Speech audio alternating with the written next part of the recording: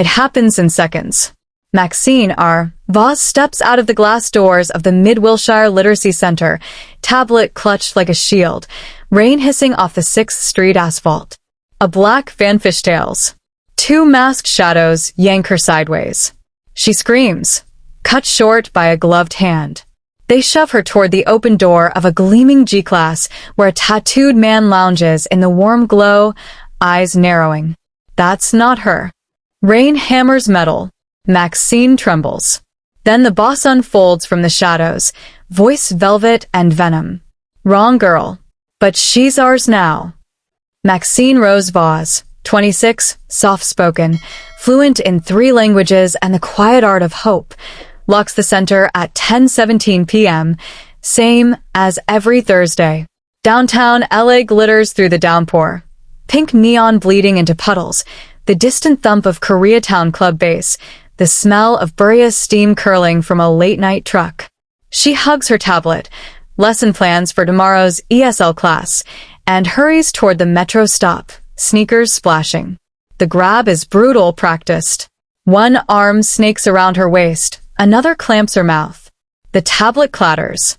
Rain soaks her red cable-knit sweater in seconds. She kicks and knee-buckles her. They drag her across wet concrete toward the idling SUV. Black, tinted, the exact beast in the photograph, rear door yawning like a trap. Inside, amber light spills over cream leather. Scott Y. Hanley sits sideways on the bench seat, one loafer planted on the floor mat, sleeves rolled to reveal ink that crawls like living shadow up corded forearms. A single diamond stud glints in his ear. He looks up from his phone, sharp jaw, colder eyes, and the air in the cabin drops 10 degrees. His enforcer stammers through the ski mask. Sir, same tablet, same red sweater, same exit. She matched every marker. Scott's gaze flicks to Maxine, soaked, shaking, clutching torn lesson plans to her chest like armor. Name. Maxine Voss. I teach. I'm not. Occupation. Volunteer literacy tutor, I swear. Tears spill. She hates them. Scott's voice cuts cleaner than the zip ties they haven't used yet. The whistleblower threatening my Cayman accounts is a coder named Marina Vale. You are not Marina Vale. The masked driver shifts. We burn the mistake? Second goon. Loose end bleeds. Maxine's breath hitches. The world narrows to the glint of Scott's watch as he lifts one finger. Conversation over. He studies her the way a chess player studies an unexpected move. Clinical, intrigued, already 3 steps ahead. Wrong girl, he repeats softer, almost to himself. Then to his men. She comes with us. Penthouse. I'll decide what happens next. The door slams. Tires hiss on wet pavement. Maxine's heartbeat is the only sound as Los Angeles swallows them whole, and the life she knew shrinks to the size of a rain-streaked window sliding past. 24 hours earlier, Maxine had been grading phonics worksheets under fluorescent lights, unaware that a single red sweater and a tablet case had painted a target on her back. The SUV climbed. Maxine felt it in her stomach before her eyes registered the ascent. Downtown's sodium glare shrinking to pinpricks, the 110 freeway a glowing ribbon far below. The partition between her and the front seats was up, soundproofed. She heard only the low thrum of the engine and her own pulse. Scott sat opposite, legs crossed, scrolling through a tablet with the same detached focus he'd used to decide her fate. The cabin smelled of new leather and rain. She tried the door handle once. Child-locked. Scott didn't look up. Don't. The vehicle leveled. A private elevator swallowed them whole. Mirrored walls, no buttons, just a retinal scanner that flashed green when Scott leaned in. The doors side open onto the penthouse. 73 floors above Los Angeles, the city looked like circuitry. Floor-to-ceiling glass wrapped the entire level. Beyond it, the storm had thinned to a silver haze. Inside, everything was black marble, smoked oak, and steel. No warmth. No clutter. A fortress dressed as a palace. 2 armed men flanked the elevator the moment they stepped out. Clear the floor, Scott said. They vanished without a word. Maxine's sneakers squeaked on the polished stone. Water dripped from her sweater, leaving dark petals on the floor. Scott shrugged out of his coat, cashmere midnight blue, and tossed it over a chair like it cost less than her rent. Underneath, his black shirt was dry, sleeves still rolled, tattoos shifting when he moved. He didn't offer her a towel. Walk. He didn't touch her. Didn't need to. The command lived in the set of his shoulders. They passed a kitchen the size of her old apartment. Induction cooktop, single copper pan hanging like a museum piece. A living area with sectional sofas no one sat on. A hallway lined with abstract art, bold slashes of red and gold that looked expensive and angry. Every door required a code or a print. She counted 3 cameras before she stopped trying. He opened a door at the end. Guest suite. King bed, charcoal linens, blackout curtains already drawn. One window, bulletproof, sealed. A bathroom with a rainfall shower and no lock on the inside. Your cage, he said. Maxine's legs gave out. She sat on the edge of the bed, soaked sweater clinging, teeth chattering. Shock, she told herself, not fear. Scott leaned against the doorframe, arms folded. Name every place you volunteered in the last year. What? Answer. She rattled them off. Mid-Wilshire Literacy Coalition, the Echo Park ESL Center, the weekend program at the Central Library. Her voice cracked on the last one. Languages. English, Spanish, Portuguese. Some Mandarin. Criminal record? Parking ticket. 2019. I fought it and won. A flicker at the corner of his mouth, gone before it became a smile. He produced her tablet from a drawer. Cracked screen, but intact. Passcode. She hesitated. Maxine. 0429. Her mother's birthday. He unlocked it, scrolled. Lesson plans. Color-coded schedules. A half-written grant proposal for bilingual children's books. Photos of smiling kids holding certificates. No banking apps. No encrypted folders. No trace of Marina Vale. Scott set the tablet aside. You're a dead end. Then let me go. Can't. He moved to the window, hands in pockets, city lights striping his face. Marina Vale accessed my Cayman accounts 3 nights ago. Transferred a breadcrumb trail to the FBI. My people traced her to the literacy center, same exit time, same red sweater, same tablet case. My enemies saw the grab.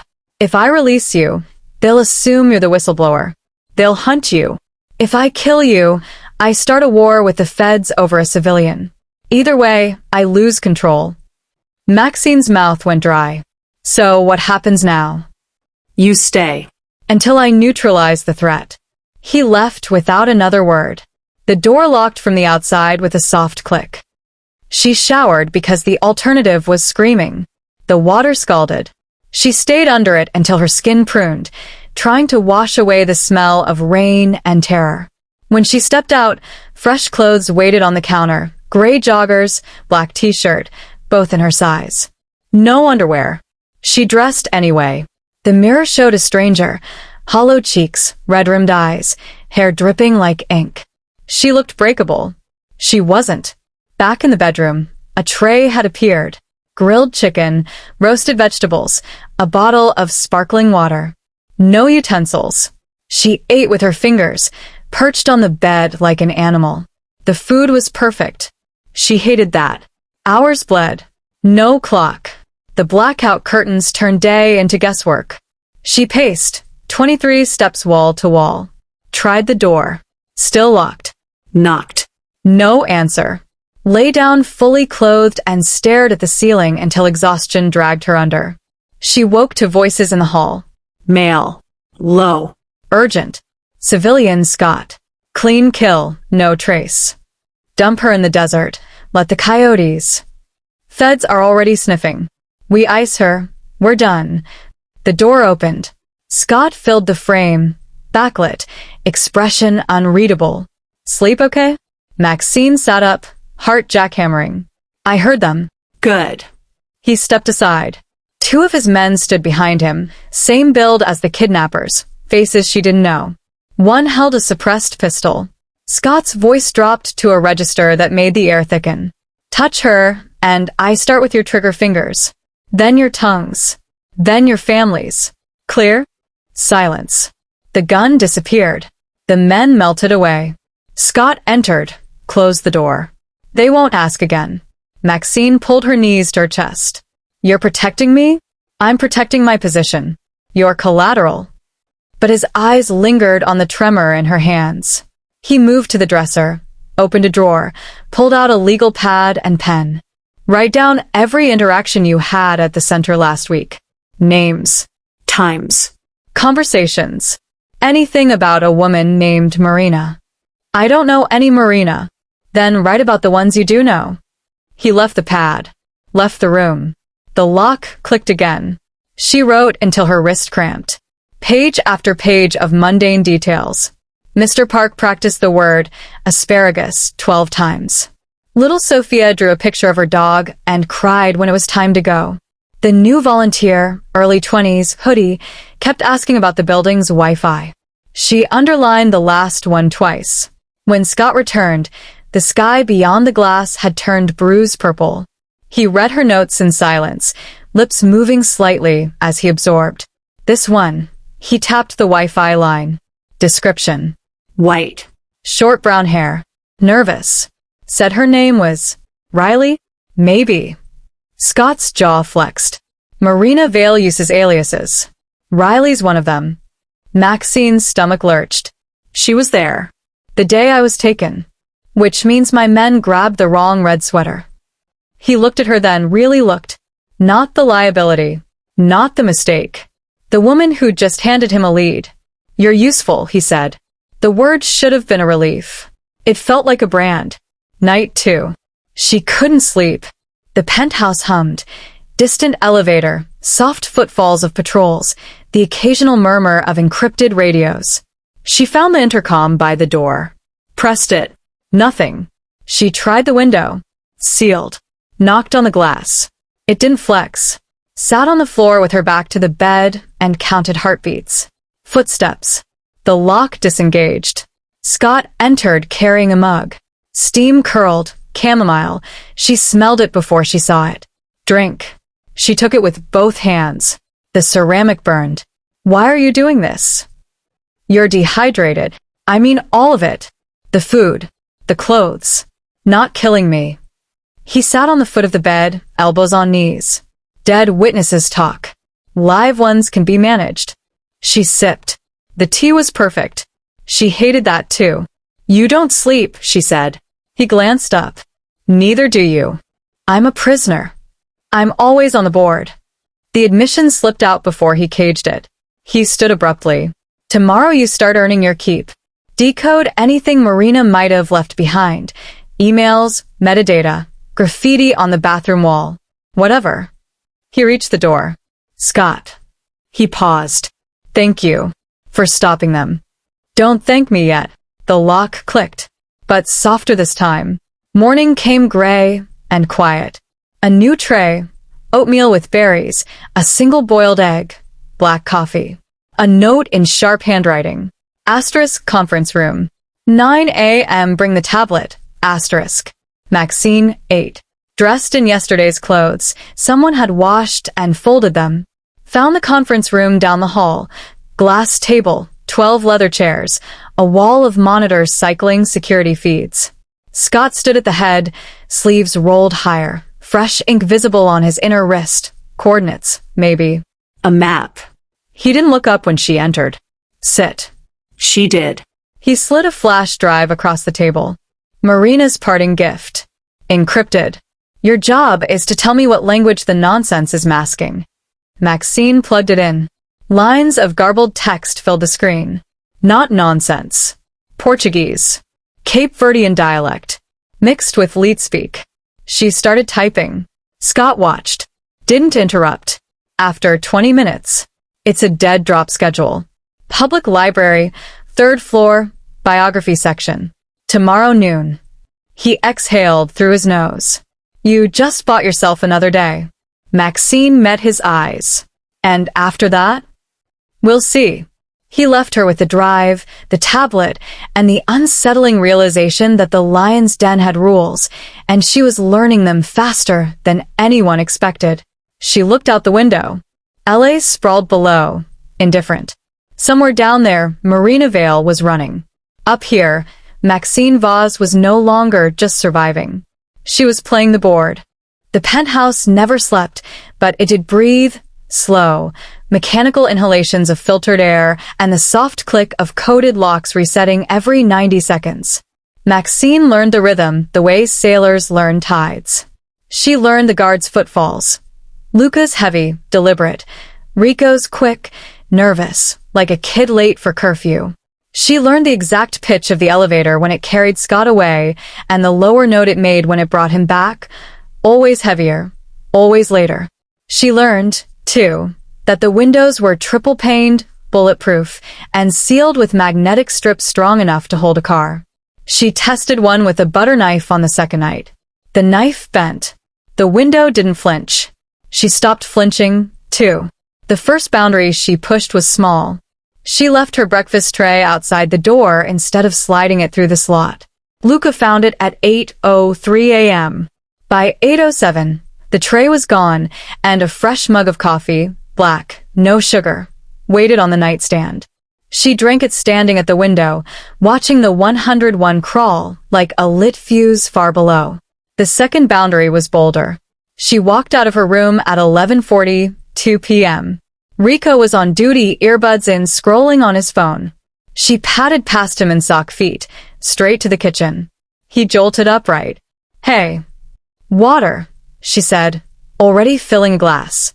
"You're not supposed to. Scott's asleep. You gonna wake him to tattle over 8 ounces of tap." Rico's mouth opened, closed. She drank slowly, leaning against the counter. The kitchen was immaculate. Induction burners cold, copper pan centered on its hook, not a crumb on the marble. She left the glass in the sink, upside down, exactly parallel to the faucet. Rico watched her return to her room without another word. The glass was gone by morning. The third boundary was a question. Scott found her in the conference room at 2:14 a.m., barefoot, hair in a messy knot, tracing patterns on the whiteboard with a dry erase marker. Marina's image files glowed on the screen behind her, library shelves, fluorescent lights, a single red sweater in the background of one frame. "You're up," he said. "So are you." He poured scotch. Didn't offer her any. She capped the marker. "Why'd he lock the windows?" He paused mid-sip. "Security." "From what?" "The air." "From everything." She studied him, the faint tremor in his left hand, the way he rotated the glass exactly 45 degrees before setting it down. "You're afraid of heights," she said. "I'm afraid of losing control." "Same thing." He looked at her then, really looked, and something shifted behind his eyes, recognition, maybe, or irritation that she'd seen it. She started leaving things. A paperback of Neruda on the balcony lounge, dog-eared at asterisk, "I want to do with you what spring does with the cherry trees." Asterisk. A sticky note on the fridge. Asterisk almond, milk's low. M. Asterisk. A single sock, his, folded into a perfect square on the hallway runner. He never mentioned them. But the book moved to the coffee table. The almond milk appeared. The sock disappeared. One night the migraine hit hard. She found him in the living room. Lights dimmed to a bruise, forehead pressed to the cool glass of the window. The city glittered below like spilled diamonds. She didn't speak. She filled a glass with water, dropped 2 ibuprofen, set it on the table beside his scotch. He didn't look up. She pulled the ottoman close and opened her tablet, cross-referencing library logs with Marina's metadata. The silence stretched, thick but not hostile. After 20 minutes, he drank the water. She pretended not to notice. At 6:03, he spoke, voice gravel. "You don't flinch when I raise my voice. You don't raise it at me. You don't cry. I save it for when it matters." He turned. The migraine had carved shadows under his eyes, but they were sharp, alive. "You're not what I expected." "Neither are you." She tapped the screen. Marina's using steganography. Hidden messages in image files. I can teach you how to spot them. He leaned back, exhaustion and curiosity warring on his face. You're offering. I'm bored. And you're terrible at downtime. A sound escaped him, half laugh, half exhale. Tomorrow, he said. 0900, conference room. She stood. Bring coffee. Black. No sugar. He watched her leave. The door didn't lock behind her. The next morning, the conference room smelled like coffee and ozone. 2 laptops, a whiteboard covered in her handwriting, a stack of Marina's image files. Scott wore a black Henley, sleeves pushed up, fresh ink visible on his inner wrist, coordinates, maybe a date. He'd used the same mug twice. She noticed. He noticed her noticing. Neither commented. They worked. She showed him pixel anomalies, metadata timestamps, color shifts that hid text. He absorbed it like a sponge, asked questions, challenged assumptions, rewrote code on the fly. At 11:27, she found it. A photo of the library's 3rd floor, uploaded to an obscure forum. Hidden in the EXIF data. Asterisk red sweater. Wrong girl. Keep her. Asterisk. Scott's jaw went tight. Marina hadn't ghosted. She'd watched. Maxine's stomach flipped. She wanted you to take me. Or she wanted me distracted. He closed the laptop. You just became more than collateral. She met his eyes. Good. Collateral gets discarded. He studied her for a long moment. Tomorrow we go hunting. You're with me. She didn't ask if she had a choice. She already knew the answer. That night, she found a new stack of clothes in her room. Jeans, a soft gray sweater, her size. On top, a single red thread. She held it up to the light. A message. Or a warning. She slipped it into her pocket. The penthouse still didn't sleep. But now, when the elevator hummed at 3:07 a.m., she didn't count the seconds until it stopped. She listened for the second set of footsteps. Lighter, purposeful. Scott, checking the locks. Checking on her. She pretended to be asleep. He pretended not to notice her breathing change. The door stayed cracked open. Just an inch. Enough. The penthouse woke at 4:47 a.m. with the soft chime of a secure tablet. Scott was already in the conference room, shirt unbuttoned, sleeves rolled, eyes bloodshot but razor sharp. Maxine found him hunched over a single email projected on the wall. Subject line blank. Sender a string of numbers. The message was short, brutal, elegant. Your Cayman shells are glass. Greater than 48 hours. Then the world sees inside. MV. Scott didn't look up when she entered. Marina's ultimatum. Sent 6 hours ago. Maxine pulled the second chair, sat without asking. The room smelled of cold coffee and ozone. She read the email once. Twice. Then tilted her head. This isn't her. Scott's gaze snapped to her. Explain.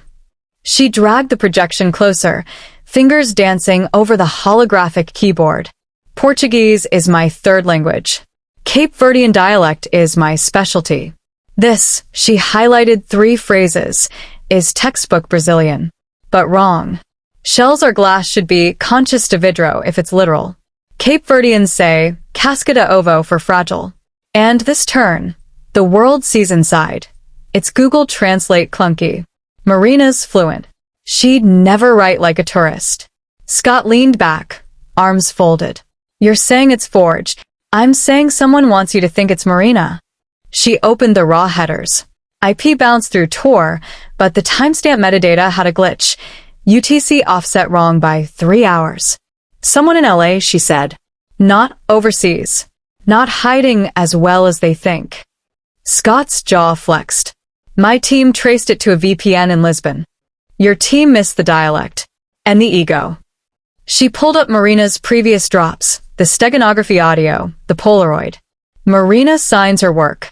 She taunts. This is clinical. No flair. Scott stared at the wall. Then, show me. They worked. Not side by side. Asterisk with asterisk each other. Maxine broke the email into layers, syntax, idiom, punctuation quirks. Scott fed her intercepts, old Marina messages, burner texts, forum scraps. She built a linguistic fingerprint. He built a timeline. At 7:12 a.m., the pattern emerged. The real leak wasn't Marina. It was someone imitating her. Someone who knew Scott's blind spots. Someone inside his circle. Scott's phone buzzed. Luca. Asterisk perimeter sweep clear. Rico's late. Asterisk. Scott muted it. Maxine noticed. Rico's been twitchy, she said. He's 19. He's also the only one who knew I'd be at the literacy center that night. I told him my schedule. He asked. Scott's eyes darkened. She kept going. The red thread on my clothes? Rico does laundry. He has access. Scott stood so fast the chair rolled back and hit the glass. Conference room. Now. Everyone. The men assembled in under 4 minutes. Luca, stone-faced. Vito, Scott's enforcer, arms like bridge cables. 3 others, silent, loyal, armed. Rico last, hoodie half-sipped, eyes darting. Scott didn't speak. He just slid the forged email across the table. Then the dialect analysis. Then the Polaroid. Maxine asleep, red thread on her wrist. Rico went pale. Scott's voice was winter. Explain. Rico opened his mouth. Nothing came out. Maxine stepped forward. You didn't write the email, she said. But you helped. Rico's knees buckled. Vito caught him by the collar. Scott raised a hand. Asterisk wait star. Maxine crouched to Rico's level. Who asked you about my schedule? Rico's voice cracked. Didn't think it'd hurt. Just said you'd be there late. Red sweater. Tablet. Thought it was a joke. Who? A whisper. Jay. Scott's head snapped up. Javier. His lieutenant. His brother in everything but blood. The room emptied. Scott sent the men to lock down Javier's access. Phones, keys, accounts. Maxine stayed. She watched Scott pace, a caged storm. He's been with me 15 years, he said. People change. Not him. Or he never was who you thought. Scott stopped. Looked at her. You're sure? I'm sure it's not Marina. The rest you'll find. He exhaled through his nose. Then, quieter. You just saved my empire. I just saved you. He didn't argue. They moved to the war room. Smaller, darker, no windows. Just screens, cables, the hum of servers. Scott pulled a chair for her. First time. She sat. He opened a secure drive. Asterisk Javier's calm star. Texts. Emails. Voice memos. Maxine listened to one. Javier's voice calm, reassuring. Asterisk she's handled. Red sweater. Library exit. 22:15. Asterisk. Her blood went cold. Scott's hand settled on the back of her chair, not touching, but close. She leaned into the space anyway. They worked through the night. She decoded idioms. He traced money. At 3:11 a.m., they found it. A wire transfer. $2.4 million. From Javier's shell to a rival syndicate. Timestamp. The night Maxine was taken. Scott's voice was barely sound. He sold me. Used you as the distraction. Maxine closed the laptop. What happens now? Now I end it. She stood. Blocked his path. Not alone. He looked down at her, really looked. You're not trained for this. I'm trained to see what you miss. A beat. Then, fine. But you stay behind me. She nodded. He didn't move. You're not collateral anymore. I know. He reached out, slow, and brushed a knuckle across her cheek. Thank you. The words were foreign in his mouth. She didn't flinch. Morning came gray and sharp. Scott briefed the men. Javier was a ghost. No one left the building. No one spoke to him. Maxine became a fixture. In the war room, at the table beside Scott. Luca watched her with new eyes. Vito nodded when she entered. Rico wouldn't meet her gaze. She didn't care. She was no longer the unwanted guest. She was the one who saw. That night, Scott cooked. Not scallops. Fajota, black beans, pork, farofa. The kitchen filled with smoke and garlic. He didn't measure. He didn't speak. She set the table, 2 bowls, 2 spoons, hot sauce. They ate in silence. The stew was perfect. She said so. He said, "My mother's recipe. Javier used to burn the rice." She let the name hang. He didn't flinch. After he washed, She dried. their hands brushed over a plate. Neither pulled away. Later, in the war room, the final piece. Maxine found it in a voice memo, Javier to an unknown contact. Asterisk, the girl's the key. Hanley's distracted. He'll keep her close. When he does, we move. Asterisk. Scott played it 3 times. Then deleted it.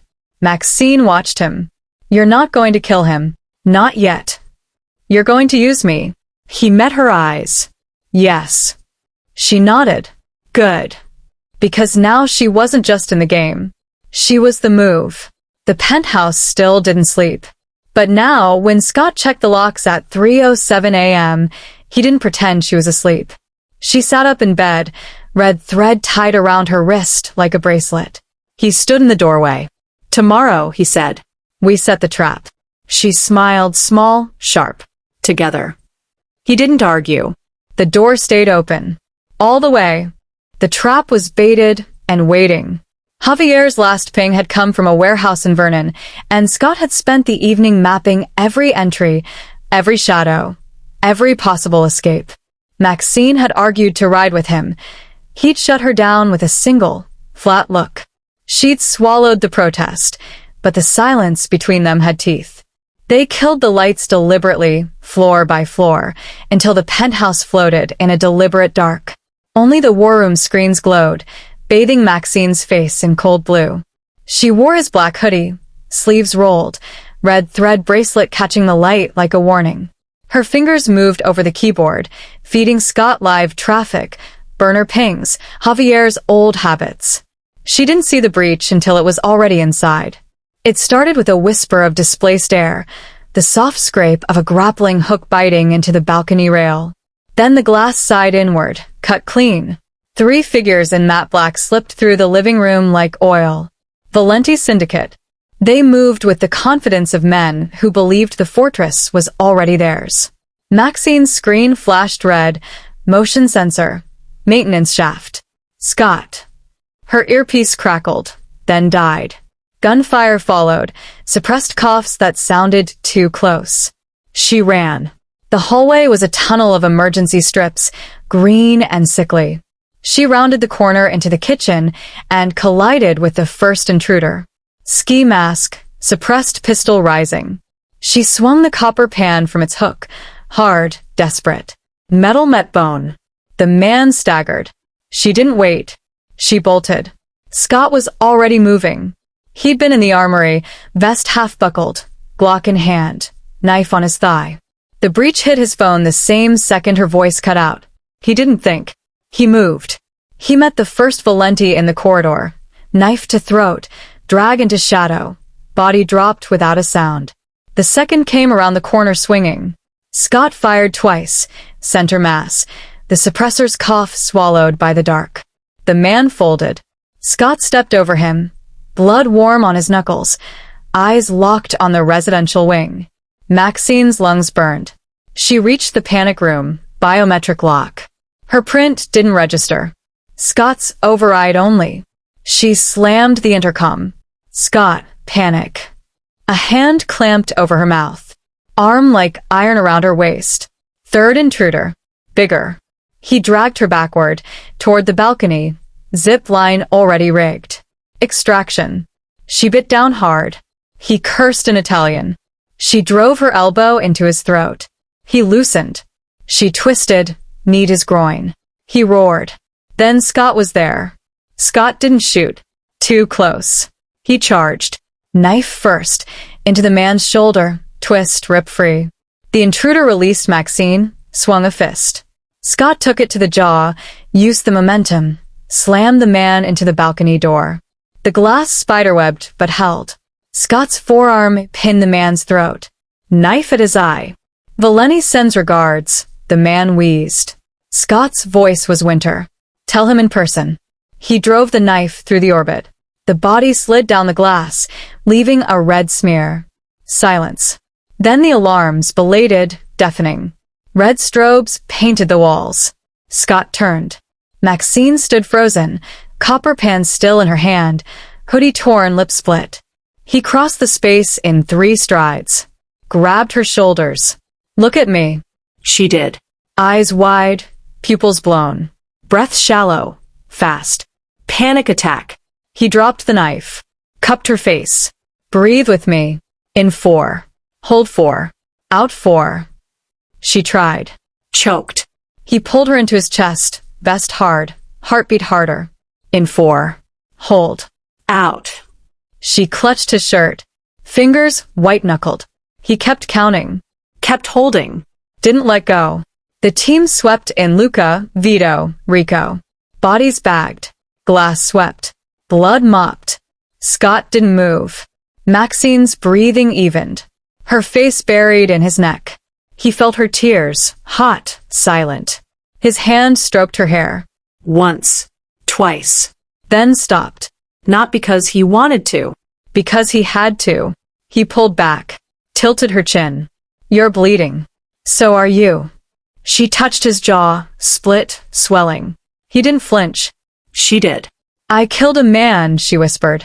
No. You survived. She looked at the balcony. Blood. Body gone. Glass cracked like a lightning bolt. They came for me. They came for leverage. Because of you. He didn't deny it. Yes. She laughed, broken, incredulous. I'm not a hostage anymore. No. I'm a target. Yes. She stepped closer. Good. Then her knees buckled. He carried her to the couch, sat her down, knelt, cleaned her lip with a gauze pad, gentle, clinical. She watched him. You killed 2 men with your hands. 3. You didn't hesitate. I hesitated when I saw you. She swallowed. You held me. I could not. Silence. Then, I'm scared. I know. I'm not leaving. I know. The team reported. Hanley Syndicate claimed responsibility. Public channel, encrypted. Asterisk, the woman in the penthouse is Hanley's weakness. We take her, we take him. Asterisk. Scott read it aloud. Maxine's hand found his. Squeezed. He squeezed back. Luca watched. Vito looked away. Rico's eyes were wet. Scott stood. Lock it down. No one in. No one out. We go to war. Then, to Maxine, you're with me. Always. She nodded. The red thread bracelet was gone, snapped in the fight. He noticed. Reached into his pocket. Pulled out a new one, thicker, braided, blood red. Tied it around her wrist. Tight. Permanent. The penthouse was quiet again. Bodies gone. Glass replaced. Blood erased. Scott stood at the window, city lights flickering in his eyes. Maxine joined him. No words. She slipped her hand into his. He didn't pull away. The skyline blurred. Rain starting again. She leaned her head on his shoulder. He let her. The lion's den had a new law. Touch her and you burn. And the lion had chosen his pride. The war council lasted until the sky over Los Angeles turned the color of a fresh bruise. Scott stood at the head of the glass table, knuckles white on the edge, blood still crusted under one nail. Valeni's message looped on the wall. The woman is Hanley's weakness. Maxine sat to his right, red thread bracelet tight, hoodie swapped for a black silk blouse someone had left on her bed. She hadn't asked whose. She didn't want to know. Scott killed the feed. Options. Luca, we hit Valenti's ports. Burn their cash flow. Vito, we leak Javier's location. Let them fight over the scraps. Rico, voice small. We give them the girl. Say she's nothing. End it. Scott's gaze cut to him. Rico shrank. Maxine spoke first. They won't believe she's nothing. Not after tonight. Scott's eyes found hers. Held. Then we stop pretending she's nothing. He turned to the room. Prep the convoy. We're going public. The confrontation was staged in neutral territory. the rooftop at the Standard, downtown. Valeni's underboss, Marco, waited with 4 soldiers, city lights glittering behind him like broken glass. Scott arrived with 6, Maxine between him and Luca, hand tucked into the crook of his arm. She wore a midnight dress, slit high, heels sharp enough to kill. The red thread was hidden under a diamond cuff, his mother's, pulled from a safe she'd never seen. Her pulse hammered against a sleeve. He squeezed once. "Trust me." Marco's smile was all teeth. "Hanley, heard you brought a date." Scott stepped forward, Maxine at his side. "Not a date." He lifted her hand, slow, deliberate, kissed her knuckles. "My fiancé." The rooftop went still. Maxine's breath caught. Marco's eyes narrowed. "Funny. Didn't see a ring." Scott slid a platinum band from his pocket. Simple, brutal, perfect. Slid it onto her finger. "Now you do." He looked at Marco. "Touch her, and you start a war." Not with me. "With everyone. She's family now." Marco laughed, short, sharp. "You'd marry a civilian for optics?" Scott's voice dropped. "I'd burn the city for her. Try me." They left without another word. Maxine didn't speak until the elevator doors closed. Then, "Fiancé?" Her voice shook rage, fear, something else. Scott didn't look at her. "Only way to make you untouchable." "You could have asked. Would you have said yes?" Silence. The elevator dinged. She stormed out. Back in the penthouse, she paced the living room like a caged thing. Scott let her. "Finally, explain." He poured 2 fingers of scotch. Offered her one. She took it. Drained it. "Valeni thinks your leverage," he said. "Now they think your legacy. No one touches a Hanley bride. It's old code. Older than me." She laughed, bitter. "So, I'm a shield. You're a target with a crown." She looked at the ring, simple band, heavy. "It's not even real." "It's real enough." She met his eyes. "And when this ends?" He stepped closer. "It doesn't." She didn't move. He didn't touch her. Not yet. The rules changed overnight. Maxine's room became theirs. Her clothes migrated to his closet, silk beside cotton, heels beside boots. Luca opened doors for her. Vito carried her coffee, black, no sugar. Rico trailed 3 steps behind, eyes down like a penitent. She hated it. She endured it. Scott brought her books. First, a worn copy of Dom Casmurro, Portuguese, annotated in his sharp handwriting. She found it on the nightstand. Then, The Art of War, dog-eared at the chapter on deception. Then, a blank journal, leather-bound, her initials embossed. She wrote in it every night. He never asked what. He cooked. Not for show. For her. Feijoada one night, slow-simmered, smoky. Carbonara the next, egg yolks, guanciale, pepper sharp enough to cut. She ate at the island, legs swinging. He stood opposite, sleeves rolled, watching her like she might vanish. She taught him Portuguese between bites. Asterisk, você cozinha como deus. Asterisk, you cook like a god. He repeated it, accent rough, perfect. She smiled. He didn't. The first night he slept beside her, she woke to find him on the edge of the bed, fully clothed, gun on the nightstand. She didn't speak. She pulled the blanket over him. He didn't move. The second night he was closer. Shirt off. Tattoos stark in the moonlight. She traced one, a lion, mid-roar, over his heart. He caught her wrist. Held it. Didn't let go. The third night he pulled her into his chest. No sex. Just breath. Just heat. She slept deeper than she had in weeks. Public appearances became ritual. A charity gala, her in emerald silk, him in midnight tux, his hand at the small of her back. Her laugh too loud, too bright. Cameras flashed. Hanley's mystery fiancé. Who is she? Where did she come from? She smiled until her face hurt. He never left her side. At home, the mask slipped. She found him in the war room at 3 a.m., staring at Javier's file. She stood behind him, wrapped arms around his shoulders. He leaned back, fractionally. Asterisk, você está cansado. Asterisk, you're tired. Asterisk, you say. Asterisk, I know. She kissed the top of his head. He closed the file. One night, the power flickered. Storm rolling in from the Pacific. Thunder cracked. She woke to find him sitting up, staring at the window. Rain lashed the glass. She touched his back. He flinched. Asterisk, pesadillo. Asterisk, nightmare? He nodded. She pulled him down, curled into his side. Asterisk, fica comigo.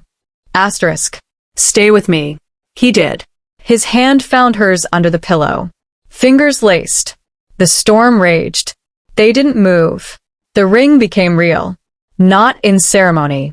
In weight. She caught him staring at it when she typed. He caught her twisting it when she thought. One morning, she found a second band, thicker, brushed platinum, on his finger. She didn't ask. He didn't explain. The men noticed. Luca stopped calling her ma'am. Started calling her senora. Vito carried her bags without being asked. Rico left a single white rose on her desk. Apology, devotion. She accepted it. Scott saw. Didn't comment. The night it became truth. They'd come from a sit-down with a neutral family. Tense. Productive. In the elevator, she leaned against the wall. He leaned beside her. Silence. Then, I hate this. I know. I hate pretending. He turned. Caged her with his arms. Then don't. She looked up. The elevator dinged. Doors opened to their floor. He didn't move. She did. Kissed him. Not soft. Not sweet. Real. He kissed back, hungry, reverent. The doors closed. They didn't care. Later, in bed, she traced the lion on his chest. Asterisk, você é meu. Asterisk, you're mine. He flipped her, slow, deliberate. Pinned her wrists. Asterisk, e você é minha. Asterisk, and you're mine.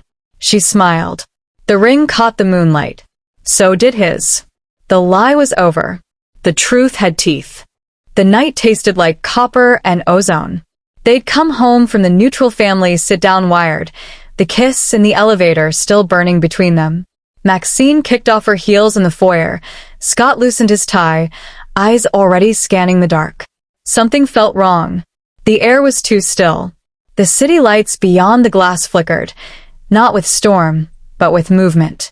Shadows on the rooftops across the street. Too many. Too deliberate. Scott's hand found her wrist. War room.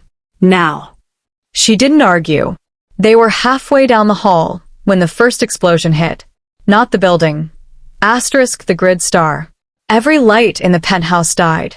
Emergency strips flared red. Then the second blast shaped charge, east balcony. Glass imploded in a glittering storm. Valeni had come to collect. Scott shoved Maxine behind the marble island. Stay low. He was already moving, vest from the safe, Glock loaded, knife in hand. His voice cracked over the intercom. Breach east. Full assault. Protect the package. The package. Her. The war room screen stuttered, then lit with thermal feeds. 15 heat signatures. Rappelling from the roof. Cutting through the garage. Blowing the service lift. Coordinated. Professional. Desperate. Maxine's pulse thundered. She crawled to the console, fingers flying. Scott, they're speaking Calabrian. Not standard Italian. Valenti's old guard.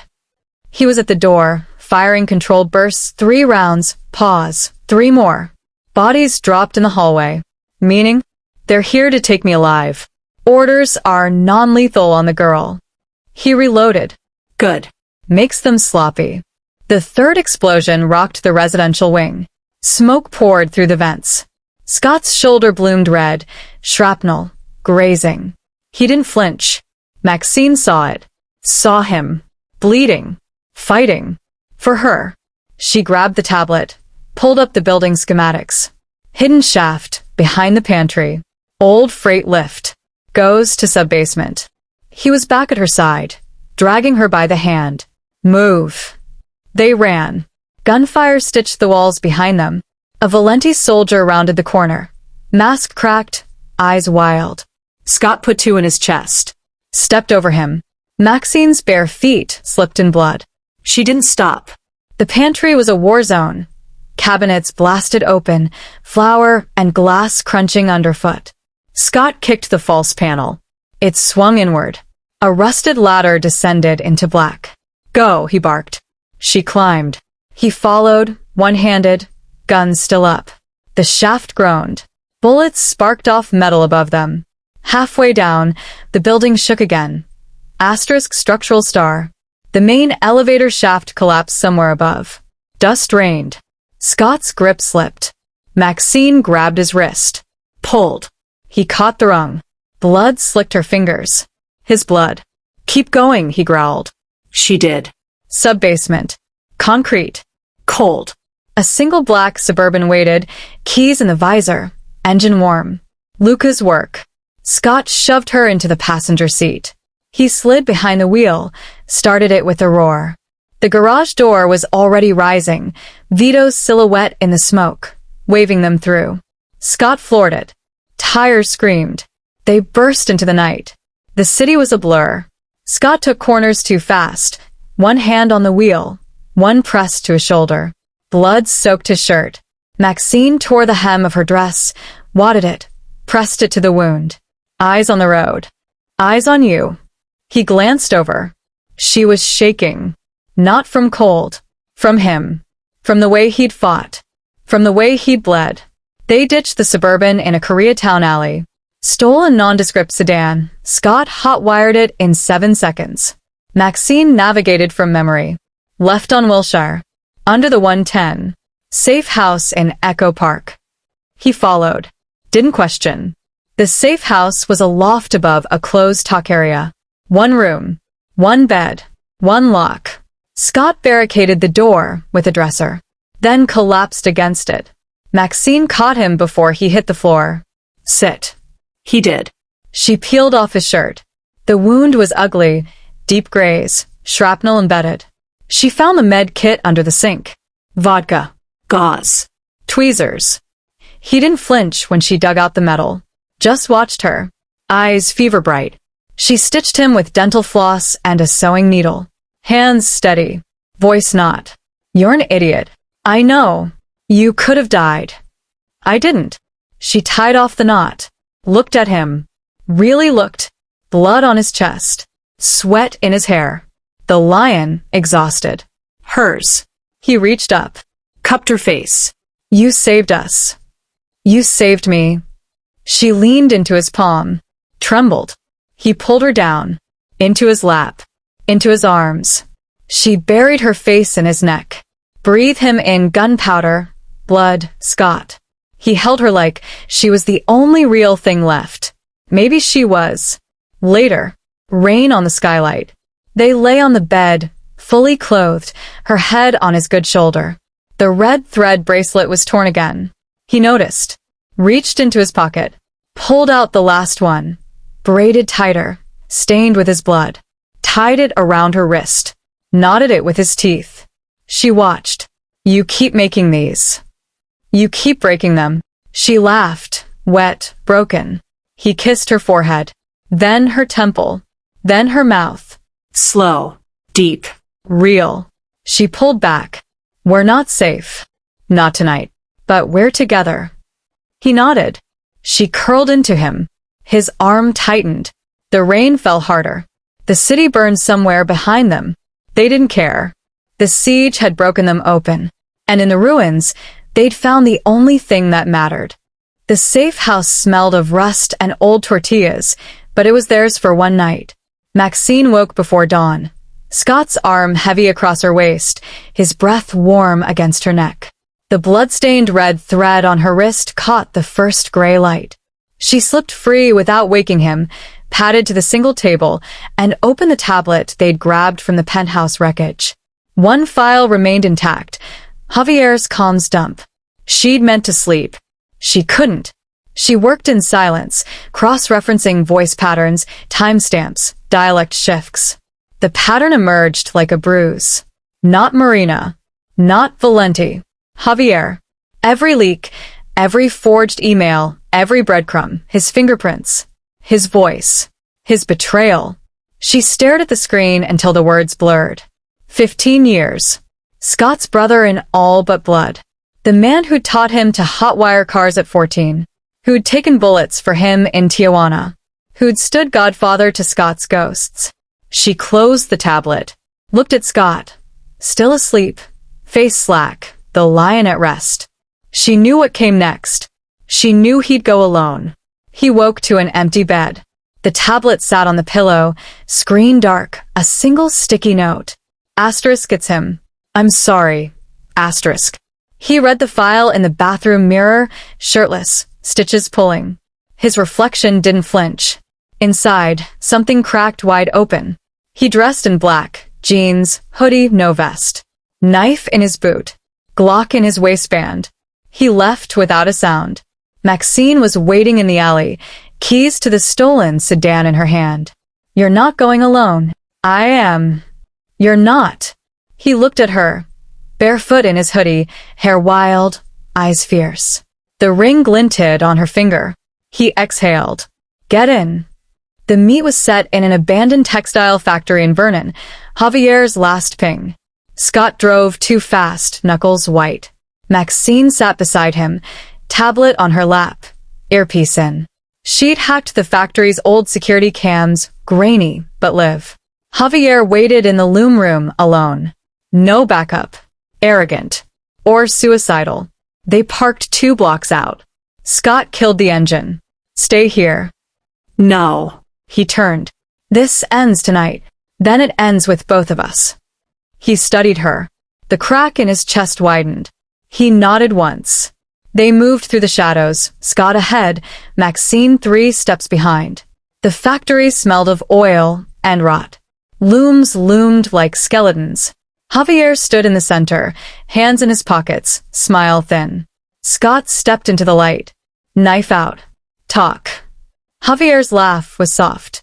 Always straight to the point, Ermeo. Scott's voice was ice. You sold me. I saved you.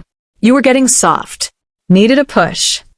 Maxine's earpiece crackled, static, then Calabrian. Asterisk, sniper on the catwalk. East. Wait for the girl. Asterisk. She grabbed Scott's arm. Trap. Sniper east. They want me alive. Javier's smile faltered. Scott moved. Fast, feral. Knife to Javier's throat. Call them off. Can't. Already in motion. Maxine scanned the dark. Catwalk, shadow, red dancing. She shoved Scott left. The shot cracked. Concrete exploded where he'd stood. Scott rolled, fired upward, 3 rounds. The sniper fell, body crumpling over the rail. Javier lunged. Scott met him, fist to jaw, knee to gut. They crashed into a loom, metal screeching. Maxine ran for cover, tablet up. More voices, Valenti closing in. Asterisk flank west. Take the girl. Asterisk. She typed furiously, hacked the factory's PA. Blasted Calabrian folk music at deafening volume. Disoriented them. Bought seconds. Scott and Javier fought like animals. Blood slicked the floor. Scott's shoulder reopened. Javier's nose broken. Javier pulled a gun. Scott kicked it away. Pinned him. Knife at his eye. 15 years, Scott rasped. You were my brother. Javier spat blood. You were my ticket. Valenti offered more. Scott's hand shook. Maxine stepped into the light. Scott. He didn't look. Do it, Javier taunted. Be the monster. Maxine moved closer. Don't. Scott's eyes met hers, shattered, wild. He dies. Not like this. She knelt, touched his arm. Don't cross the line you can't come back from. The knife trembled. Javier laughed, wet broken. Scott roared, dropped the knife, slammed his fist into Javier's face. Again, until Javier went limp. Silence. Then footsteps, Valenti closing. Scott hauled Javier up, zip-tied his hands. We're leaving. Maxine nodded. They dragged him to the sedan. Threw him in the trunk. Alive. The drive was endless. Scott's hands shook on the wheel. Maxine bandaged his shoulder with her scarf. Neither spoke. They ditched the car in a wrecking yard, torched it. Javier inside, gagged, bound, unconscious. Not dead. Evidence. They walked, dawn bleeding over the city. Found a motel off the 5. 1 room. 1 bed. Scott locked the door. Leaned against it. Maxine stood in the middle of the room. The ring weighed 1,000 pounds. He crossed the space. Cupped her face. I never wanted this. His voice broke. But I want you. She surged up. Kissed him. Raw. Overdue. Teeth and tongue and desperation. He lifted her. Back to the wall. Her legs around his waist. The world narrowed to breath and heat, and finally, they didn't make it to the bed. Clothes torn. Skin on skin. He whispered her name like a prayer. She answered with his. The betrayal burned away. Only they remained. Later. Shower running. Steam fogging the mirror. Scott sat on the bed, head in his hands. Maxine knelt in front of him, wrapped arms around his shoulders.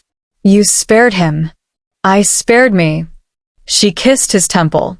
We're not monsters. He looked at her, eyes red. You are my line. She smiled, small, real. And you're mine. He pulled her down, into his lap, into his arms. The red thread was gone again. He didn't replace it. Didn't need to.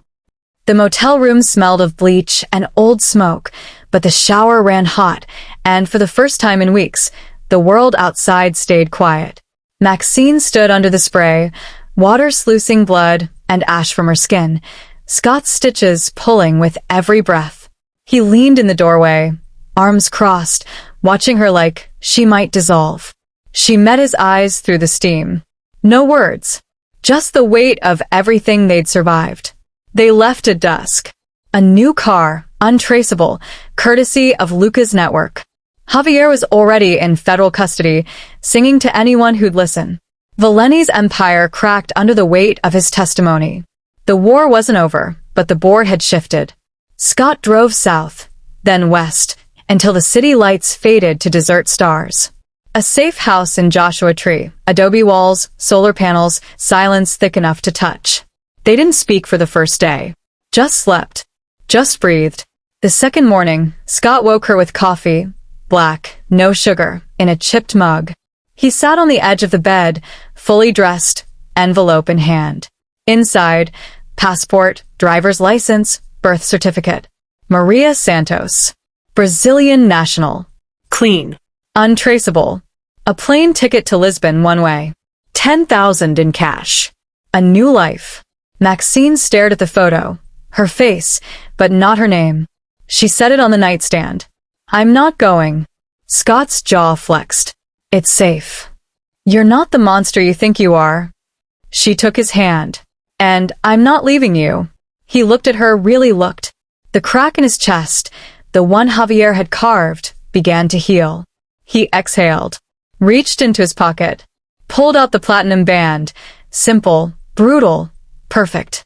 The one he'd slid on her finger as a lie. Now it gleamed with truth. He knelt, one knee, dust on his jeans. Wrong girl. His voice cracked. But the only one I want. Marry me. She laughed, wet, triumphant. Yes. He slid the ring home, kissed her knuckle, then her mouth. Slow, deep, earned. They married at dawn. 3 days later. No guests, no priest, just a notary in Barstow and a desert sunrise bleeding gold across the sand. Maxine wore white linen, hair loose, red thread braided into a new bracelet, his blood, her choice. Scott wore black, sleeves rolled, tattoos stark. They wrote their own vows on a napkin. Asterisk, to protect, to choose, to stay, asterisk. The notary cried. They didn't. 1 year later, the penthouse was rebuilt, glass stronger, locks smarter, but the windows stayed sealed. Scott's operations had shrunk, ports sold, cash laundered into solar farms, real estate, a chain of literacy centers across LA. Legitimate. Mostly. Maxine ran the Voss Hanley Foundation from a sunlit office in Echo Park. Walls painted mural bright, kids' laughter echoing. She taught Portuguese on Tuesdays, coded grants on Wednesdays, kissed Scott goodbye every morning. He still cooked feijoada on Sundays, carbonara when she asked. They still argued about spice levels, about security details, about whether the dog needed a sweater. They always made up in the shower. The ring had a partner now, thicker, brushed on his finger. He twisted it when he thought. She smiled when she caught him. The gala was black tie, rooftop, city lights glittering like spilled diamonds. Proceeds for the foundation. Maxine wore emerald silk, slit high, heels sharp. Scott wore midnight tux, hand at the small of her back. Cameras flashed. Mr. and Mrs. Hanley. Power couple. Redemption story. He took the mic. The room hushed. Scott Hanley didn't speak publicly. Ever. He looked at Maxine, standing beside him, ring catching the light. Then at the crowd. She wasn't the girl I was looking for. A pause. She was the girl I needed. He pulled her close. Kissed her, slow, deep, real. The room erupted. She laughed into his mouth. He smiled, small, rare, hers. Later. The penthouse quiet. City asleep below. They stood on the balcony. The one Rico had once let her use. Windows still locked. Didn't matter. Scott's arms around her waist. Her head on his shoulder. The red thread bracelet was gone.